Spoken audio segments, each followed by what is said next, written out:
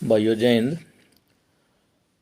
Sir Chhoturam के बारे में कुछ तथ्य मैं आपके सामने रखना चाहूँ हूँ।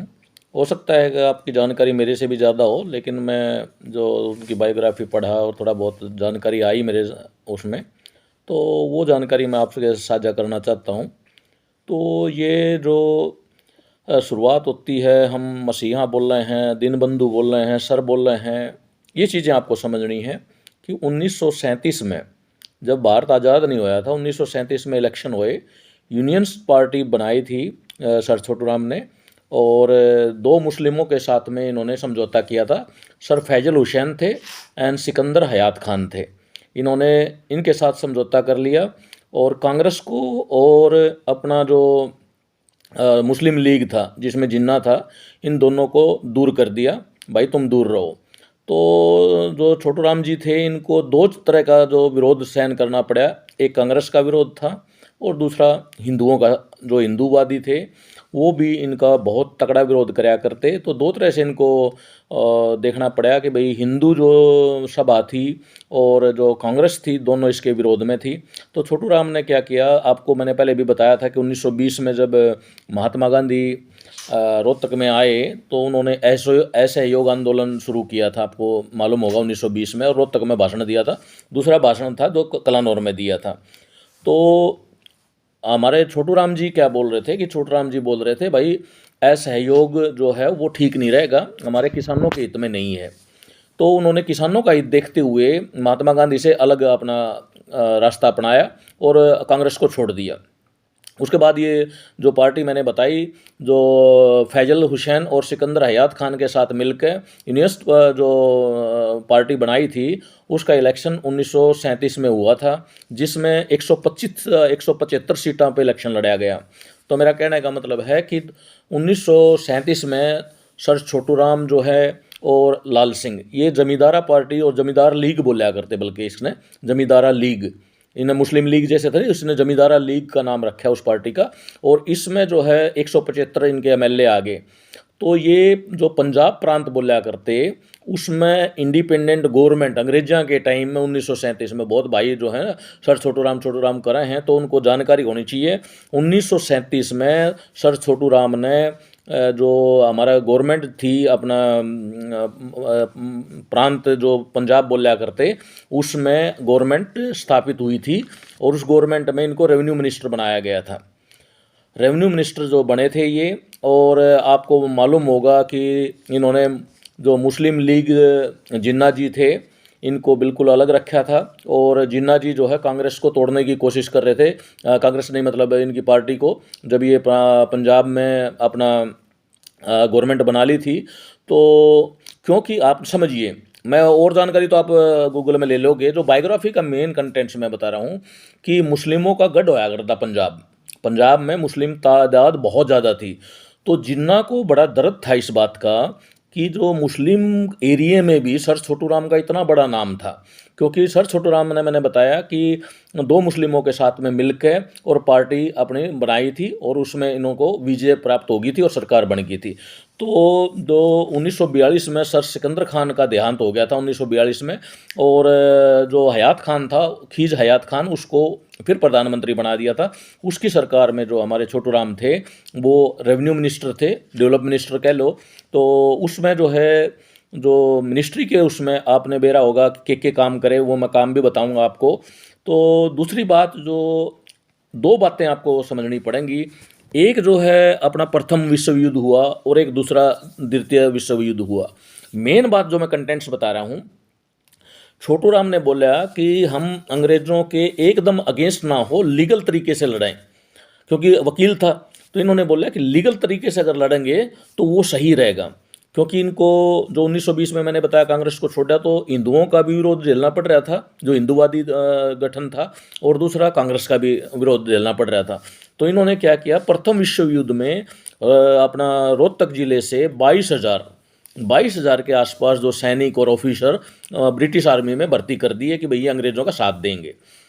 उसके बाद द्वितीय विश्व युद्ध भी हुआ, जो दूसरा विश्व युद्ध हुआ, उसमें भी सर छोटूराम ने अंग्रेजों की सहायता की कि भाई वो फिर जो सैनिक हैं वो द्वितीय विश्व युद्ध में भी उनको सैनिक भर्ती किए जाएं और उनकी सहायता की जाए।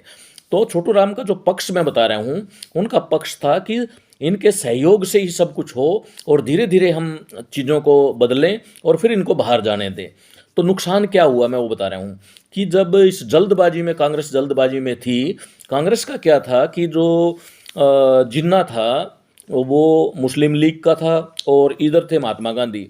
तो जो मुस्लिम लीग के जिन्ना जी थे, मार्च 28 1944, याद रखियो 28 मार्च 1944 को वो पंजाब में गए थे। और छोटू राम इतने उनसे चिढ़े हुए थे कि जो हयात खान थे प्रधानमंत्री पंजाब के उस टाइम, तो उन्होंने 24 घंटे का अल्टीमेटम दे दिया था जिन्ना को कि पंजाब से बाहर निकल जा, नहीं तो कुछ और हो जाएगा। ये छोटू राम की करामात थी। छोटू राम जो है उस टाइम मुसलमानों के मसीहा होया करते।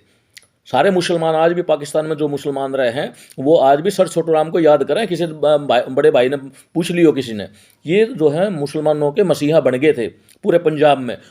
जो मुस्लिम थे और जो हमारी जाट थे, जमींदारा लीग बोल रहा था इसने, और जो किसानों के लिए इन्होंने क्या क्या काम किए वो भी आपकी जानकारी में हैं। वो पहले मैं बता दूं, एक तो कर्जा लिया करते साहूकारां से, तो वो चक्रवर्ती ब्याज लगा कर मुकदमे कराया करते और कुड़क कर लिया करते जमीन। शॉर्ट में वो तो एक्ट अलग अलग है, एक्ट 34 है, एक्ट 37 है, एक्ट के हिसाब से नहीं बता रहा, मैं लोकल भाषा में बता रहा हूँ कि जमींदार को कर्जा दे के उसकी ज़मीन कुड़क लिया करते।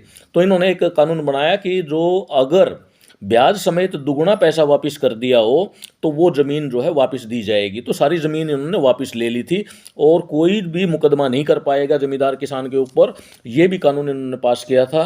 फिर इन्होंने जो अपना मजदूर, जो बंधुआ मजदूर होते थे, बाल मजदूरी होती थी, उनके अगेंस्ट भी कानून ले आए। उसके बाद फिर ये जो अपना भाखड़ा जो सतलुज नहर थी, ये बिलासपुर राज में थी, बिलासपुर का राजा होया करता और सतलुज नदी का पानी उसका कब्जे में था।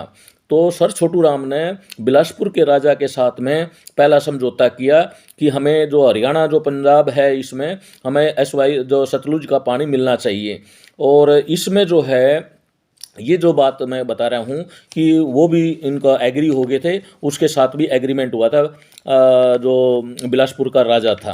तो दूसरा और कानून भी है, मोर बचाओ, मोर मारने के ऊपर बैन जो है सर छोटू राम ने लगवाया। और बहुत सारे हैं ऐसे, वो तो पढ़ सको आप। तो जो जाट गैजेट था, जाट गैजेट रोहतक में 1933 में सर छोटू राम ने निकाला था, जो किसानों के बारे में और जाटों के बारे में लिखा था। ये आर्य समाजी थे, भगवत गीता पढ़ा करते, तो वो चीज़ें मैं एक्स्ट्रा बताऊंगा आपको। तो मेरा कहने का मतलब था 1930 में चौधरी देवीलाल को कांग्रेस वालों ने इसके सर छोटू राम के विरोध में, एक जाट नेता जो अपना इस साइड में था 1930 में, और दूसरी साइड में चौधरी देवीलाल को कांग्रेस ने जाट के अगेंस्ट में खड़ा किया, उसको उभारा। दूसरी चीज़ मैंने बता रहा था कि जो जिन्ना था, मिस्टर जिन्ना, यहाँ पे हमारी जो हिंदूवादी सोच थी, कुछ जो अपना सावरकर का भी नाम आया है उसमें और बाकी लोगों का भी नाम आया कि इन्होंने एक प्रकार से हिंदू साम्राज्य मांगना शुरू कर दिया। और दूसरी साइड में जिन्ना जो है वो मुस्लिम साइड से उभर गए कि हमें अलग देश चाहिए, और महात्मा गांधी जो है उसमें कुछ नहीं कर पाए। और आखिर में आपने बेरा है कि बंटवारा होया और जिन्ना जो है पाकिस्तान ले लिया और इधर जो है हमारा नेहरू जी ने भारत का प्रधानमंत्री बन गए। वो भी चीज़ें आपको क्लियर है, वो ज़्यादा डिटेल में जाने की ज़रूरत नहीं है उसका। तो जो छोटू राम ने जो शुरू किया था, 3 वकील थे, नवल सिंह, लाला लालचंद और जैन और खान मुशैद हुसैन, तो ये वकालत कराया करते। और दूसरा था एक लाला श्यामलाल जो छोटू राम जी के साथ था। तो उसमें जो एक बार रोहतक में जो इन्होंने किसानों के लिए अंग्रेज़ों के विरुद्ध था, इनको नोटिस भी मिल गया था, देश निकाला देवं थे। वो देश निकाला इन्होंने, जब अंग्रेज़ों को पता लगा, कमिश्नर था रोहतक का, उसने इसको देश निकाला दे दिया था छोटू राम को। और जब उनको पता लगा अंग्रेज़ों को, जो हायर पोजीशन पे थे, कि अगर छोटू राम को टच भी कर दिया ना, सारे किसान, जमींदार, मजदूर सब इसके साथ हैं और क्रांति आ जाएगी, अंग्रेज़ डर गए थे, वो नोटिस कैंसिल किया गया इनके अगेंस्ट में। तो फिर उसके बाद 1934 में सिक्कर में इन्होंने पुष्कर में जलसा कराया, सिक्कर में किराया कानून था उसको इन्होंने जो है ख़त्म किया।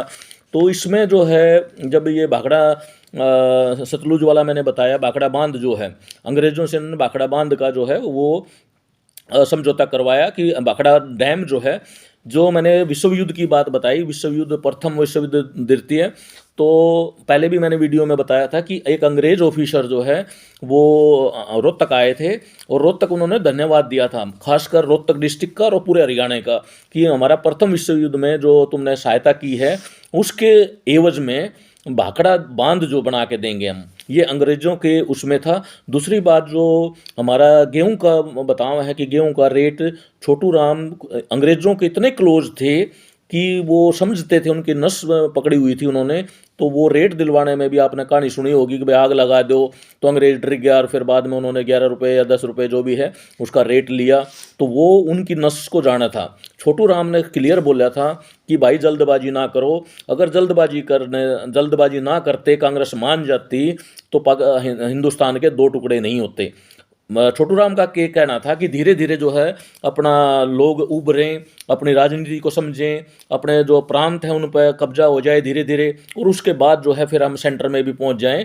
तो छोटू राम की थ्योरी जो है वो थोड़ी सी अलग थी, वो अंग्रेज़ों के साथ मिलके और धीरे धीरे उनको कहीं अपोज भी करे थे तकड़ा, और कहीं पे सपोर्ट भी करे थे, और उनका ये कहना था कि धीरे धीरे जो है अगर आज़ादी मिलती हमें, तो पावर ऑफ ट्रांसफ़र जो बोलते हैं, ट्रांसफर ऑफ पावर, तो वो जो महात्मा गांधी और कांग्रेस की तरफ से थोड़ी जल्दी होगी, अगर थोड़ा डिले होती तो छोटू राम की बात मान लेते तो भारत के टुकड़े नहीं होते, ये भी लिखा हुआ है। तो मेरा कहने का मतलब था कि जो हमारे छोटू राम जी हैं, इनका छोटू राम जी रिछपाल नाम था इनका, रिछपाल, और उसमें जो है इनका, क्योंकि छोटे होया करते हैं अपने भाइयों में, तो इनको छोटू कहने लग गए, और उसने स्कूल में भी छोटू नाम लिखवा दिया। जज्जर में पढ़े, फिर ये दिल्ली आए, सेंट स्टीफन कॉलेज में इन्होंने एडमिशन लिया, वहाँ से संस्कृत में डिस्टिंक्शन है इनकी, फिर इन्होंने एलएलबी किया, वकालत की, उसके बाद वकालत रोहतक करने लगे ये, जो इनका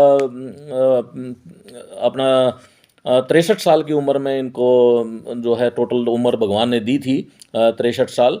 तो इनकी जो दो बेटियां थी, भगवानी देवी, राम प्यारी, जिनका भी वीरेंद्र सिंह और आगे जनरेशन है आपको मालूम है उन चीज़ों का, और ओल्यान गोद था इनका, ओल्यान, जो पिता सुखीराम ओल्यान थे इनके, माता सरला देवी थी, दादा राम रतन था जिसका 10 एकड़ बंजर ज़मीन थी। तो इनका जो शुरुआत हुई, एक बार वो ये कि जमीन अपना साहूकार पर कर्जा लेने गए थे, और उसने इनकी घनी बड़ी बेइज्जती कर दी, और इनके बाप पे बहुत ज़्यादा कर्जा था, और बहुत सारे मुकदमे में, जो मैंने बताया कि कर्जे की वजह से मुकदमे होया करते, उनमें मुकदमे में फंसे हुए थे वो, तो उसमें जो है इनको ठेस लगी, और इन्होंने ठान लिया कि जितने कानून हमारे जमींदारों के, किसानों के हित में होंगे मैं बनाऊंगा। तो रेवेन्यू मिनिस्टर होते हुए जो पंजाब प्रांत में हम आया करते उस टाइम, तो इन्होंने जो कानून मैंने बताए, बही खाता बंद कर दिया, कर्जा बंद कर दिया, जो कर्जा मल्टीप्लाई होया करता, ज़मीन कुड़ कर दी थी वो वापस दिलवा दी, फिर भाव, किसानों के बारे में, मोर के बचाओ आंदोलन, ये सारी चीज़ें जो मैंने बताई, किराया कानून भंग किया, तो बहुत सारी जो चीज़ें हैं वो की। और आपको जानकारी के लिए मैंने बताया था कि 1930 में कांग्रेस ने चालाकी करी कि सर छोटू राम के अगेंस्ट में देवीलाल को उभारा, और देवीलाल एक तरह से उस टाइम में जो कांग्रेस के अंदर में हमारे जाट नेता छोटू राम के बड़ा अपोजिशन में बड़े तकड़े नेता माने जाते थे, तो देवीलाल को कांग्रेस ने उभारा था। तो ये कुछ चीज़ें थी, तथ्य थे। अगली वीडियो में और थोड़ा सा बारीकी से मैं लिखे हुए चीज़ें हैं काफ़ी उनकी बायोग्राफी से, वो मैं आपके सामने लेकर आऊँगा। धन्यवाद भाई।